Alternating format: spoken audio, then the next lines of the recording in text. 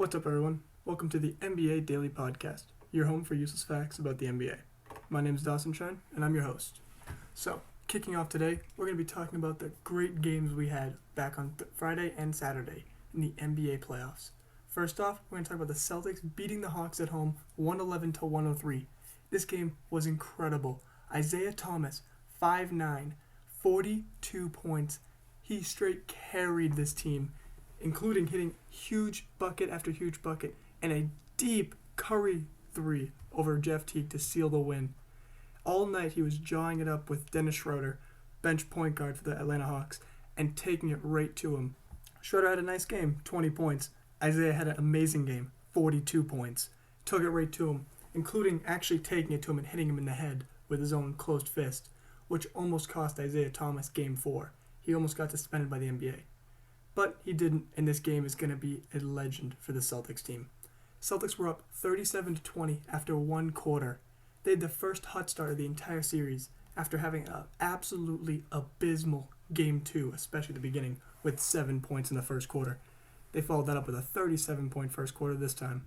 They had their lead all the way up to 19 points in the third quarter until Atlanta came back with the efforts of Dennis Schroeder and Jeff Teague. Hawks had 3 players with 20-plus points. Teague had 23, and Schroeder and Bazemore each had 20. But they weren't able to stop the Celtics. The Celtics mixed it up a lot. Brad Stevens came out and coached his brains off. He had an incredible move for the starting lineup as well. He mixed it up by starting Evan Turner and Jonas Jerebko in place of Jared Sullinger and Marcus Smart. Marcus Smart was definitely having a lot of trouble on the offensive end and just couldn't get anything going, whereas Evan Turner off the bench has been one of the few offensive players who's consistently been able to get points and get passes into the post. So he subbed Evan Turner in instead, and obviously it showed in the stats. Also, Jonas Jerebko took Jared Sullinger's spot for his first career playoff start. And Jerebko was so huge. His ability to move his feet on defense and actually play against Paul Millsap, whereas Jared Sullinger was getting dominated because he couldn't stay in front of Millsap, was huge. Sullinger was actually only played 11 minutes last night because of his immobile defense, whereas Jerebko, in his first career playoff start, had a double-double, 11 points, 12 rebounds, and 4 assists. An incredible game. Also, had an amazing dunk, tip slam on the first play of the game, just to get the crowd into it right away. Also, Evan Turner had 17 points, 7 assists, and 5 steals. No joke, 5 steals in the defensive end, which is huge because the Celtics love to get out and run.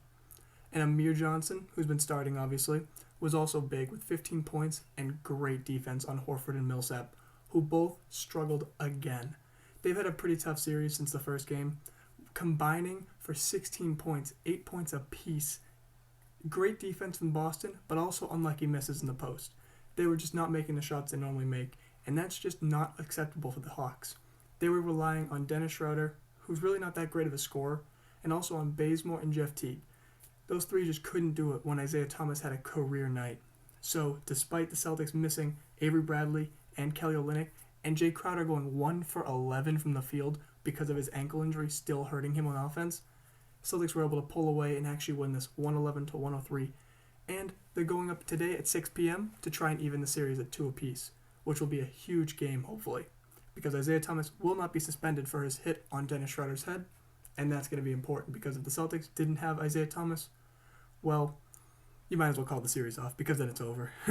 They need him, and it shows last night. It was amazing. Also, another great game, Hornets winning their first playoff game in 14 years. Now, I'm 17. It took almost my entire lifespan to actually win a playoff game for the Hornets. They won 96-80 by finally beating the Heat.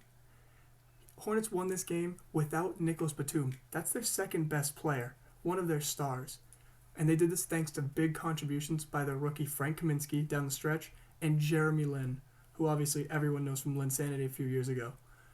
Kaminsky took over this game and had his first career field goals in the playoffs. He had 15 points and 6 rebounds with his first start, which is huge. Lin had 18 points off the bench on 7 for 16 shooting and 4 assists. He was huge on defense as well. I talked about it last episode on Thursday to see if he would be able to actually defend against Joe Johnson. Joe Johnson has a huge height advantage on Jeremy Lin, and I figured that he would actually dominate him in the post. But man, I was wrong. Kemba Walker and Jeremy Lin played amazing defense. Jeremy Lin helped shut down Johnson, who shot 3 for 11. And also, Kemba Walker, who was pretty undersized himself, helped shut down Dwayne Wade, who shot 7 for 20. There was just great defense by these players who even I doubted. And that's huge because without Batum, they didn't really have a good option to actually put on Joe Johnson. He was just too big, and they really shouldn't have been able to stop him, but they did. Also, on the other side, the Heat had a very rough night. Their offense, after scoring a franchise record 72 points in the first half of Game 2, came out there and scored 80 in the game. That's a huge difference. They also had another awful third quarter, which they've been known to do, especially if people can remember a few weeks ago, the last game of the season, Celtics outscored them 25-5 in the third quarter to come back in that game and help close it out in the fourth. They've struggled all season with keeping their leads or keeping close in games in the third quarter. And last night, no different. They couldn't do it in the third quarter. They were outscored 26-14, and you just can't score 14 points in a quarter with such cold shooting most of the night by their starters and their bench and hope to win. The only two players on their team who were able to actually have good, efficient nights shooting and scoring were Hassan Whiteside and Luol Deng, two of their starters. Luol Deng had a great 19 points on 6 of 12 shooting, while Hassan had an amazing double-double, 13 points, 3 of 6 shooting, 18 rebounds, and 4 blocks. But besides them, everyone was missing shots. Dwayne Wade, Joe Johnson, and Dragic combined to shoot 14 for 44 from the field, and their bench, absolutely useless. Especially rookies Winslow and Richardson, who have been huge this series, especially shooting the ball. They combined for a total of 2 field goals on 12 shots and only 6 points.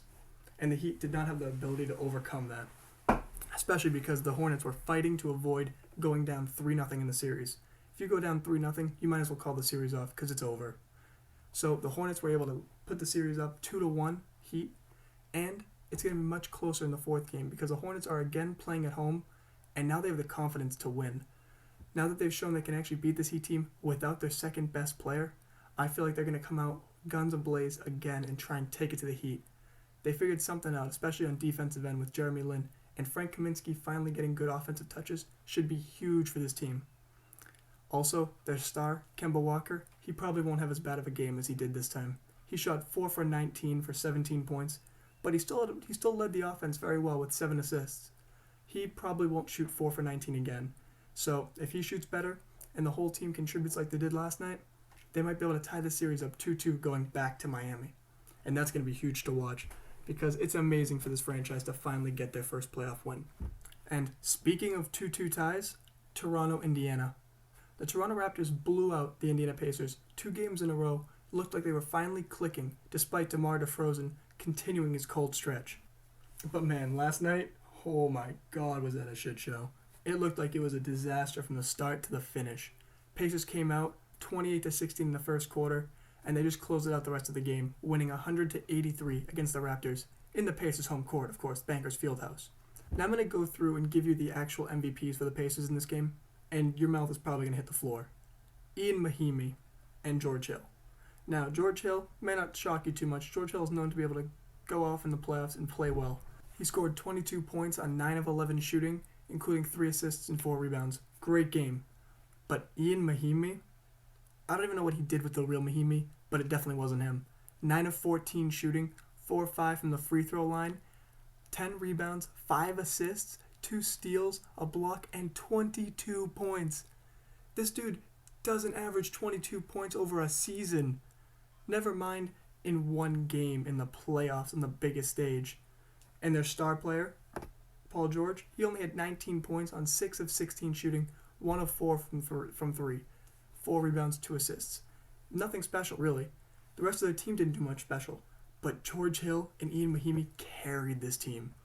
And if that's happening, and I have to say that out loud, the Raptors should be ashamed.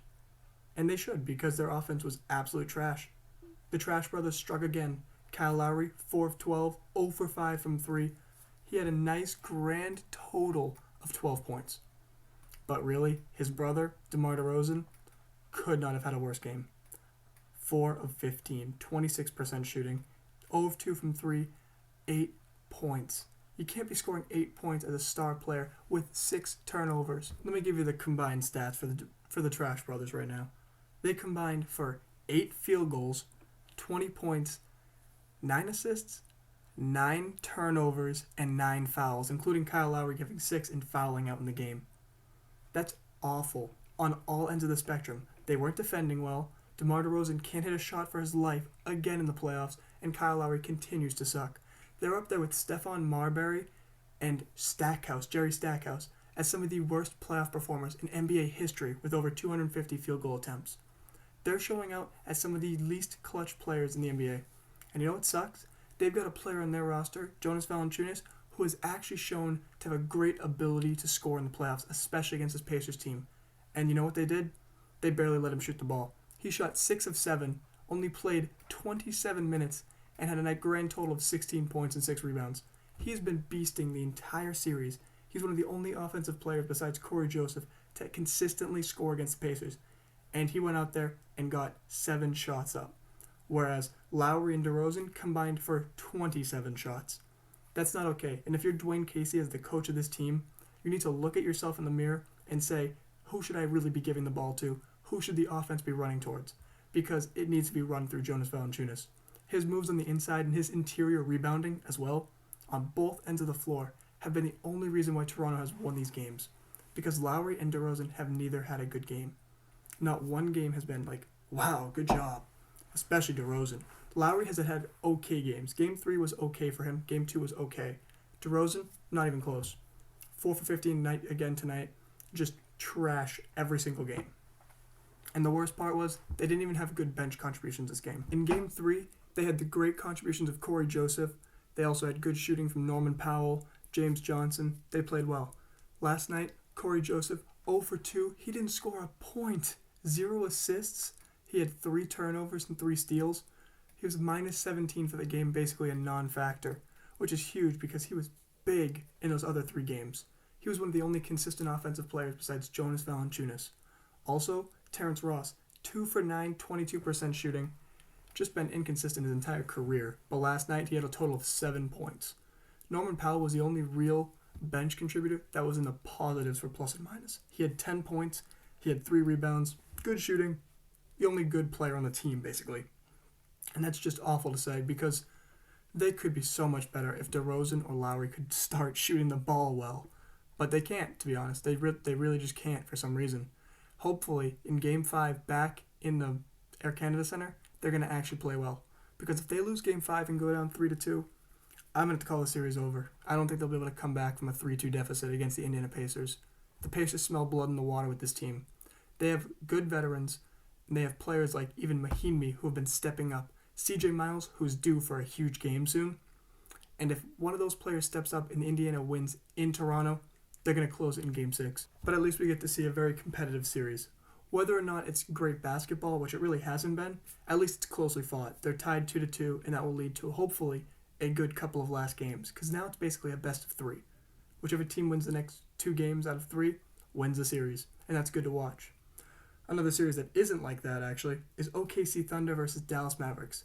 Oklahoma won last night 119-108 on the huge scoring contributions of Enes Kanter and the passing of Russell Westbrook. Kanter had 28 points, Westbrook had 15 assists, and they blew him out 119-108. They started off the game very hot. They outscored the Dallas Mavericks 33-18, but this was a chippy game. Oh my God, was it going back and forth. Neither team has liked each other the whole series.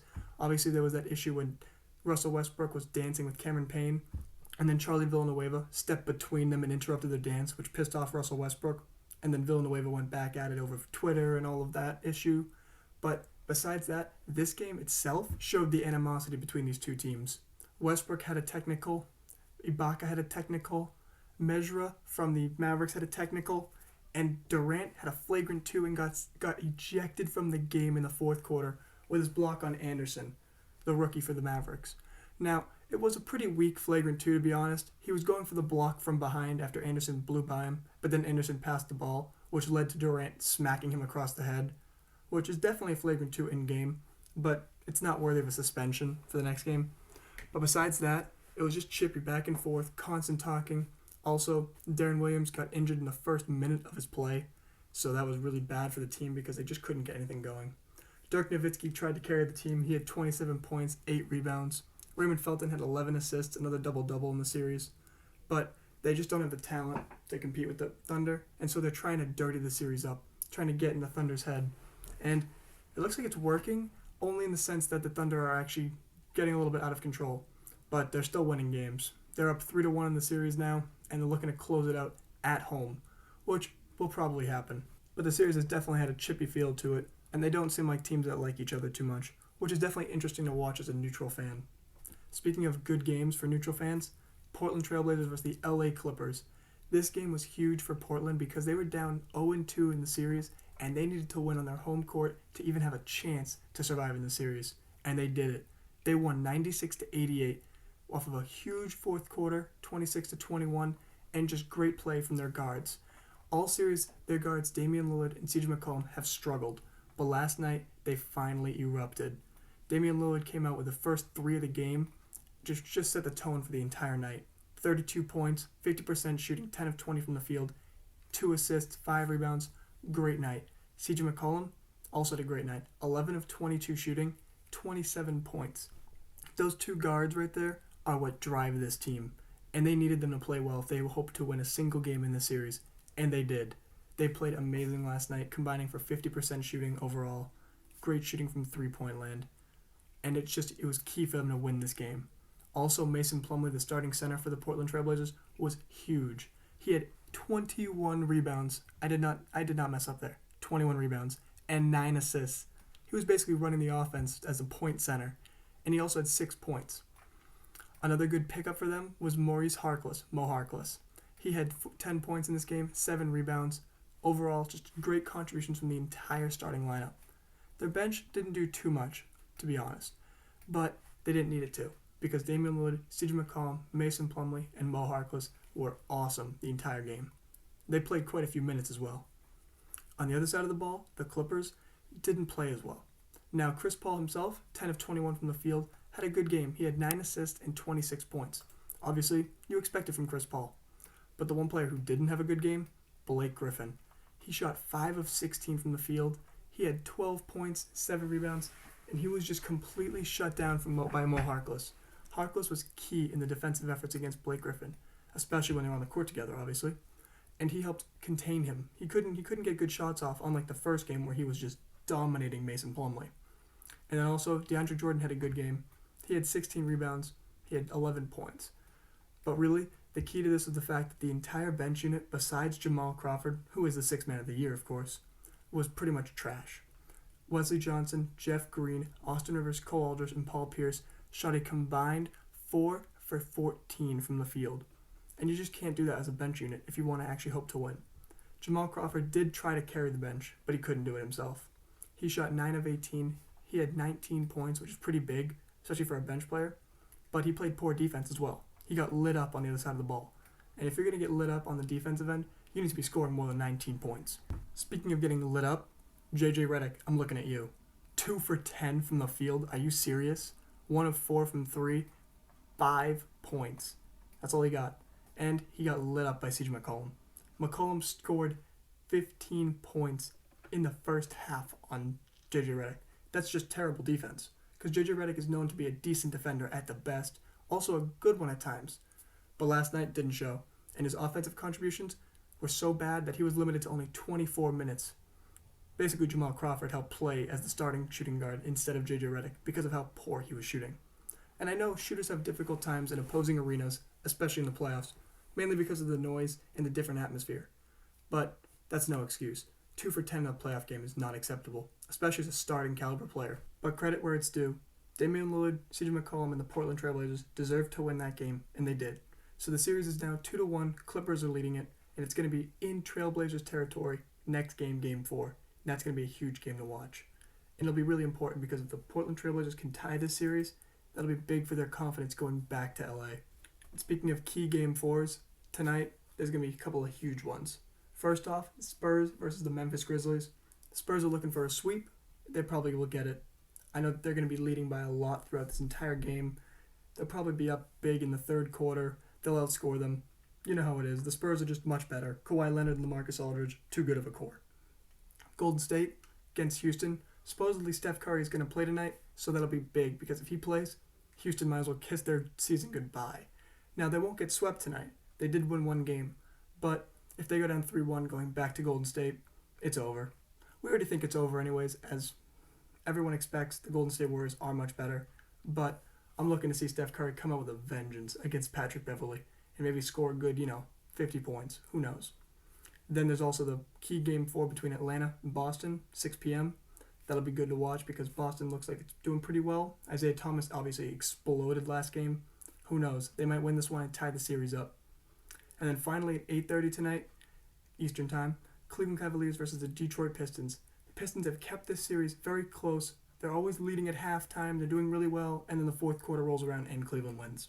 Now, Cleveland's up 3-0. They're going for the sweep tonight in Detroit. Let's see what happens there. That's all for today, guys. Thanks for listening. If you have any predictions or anything to comment, leave it in the comment section. I'll make sure to read it and reply, maybe even include you in the next segment, next show. Also, if you like the show, subscribe, make sure to tell me you liked it. I'll be glad to hear it as well. Also, any improvements to make. Thanks for listening. Have a great day, everyone.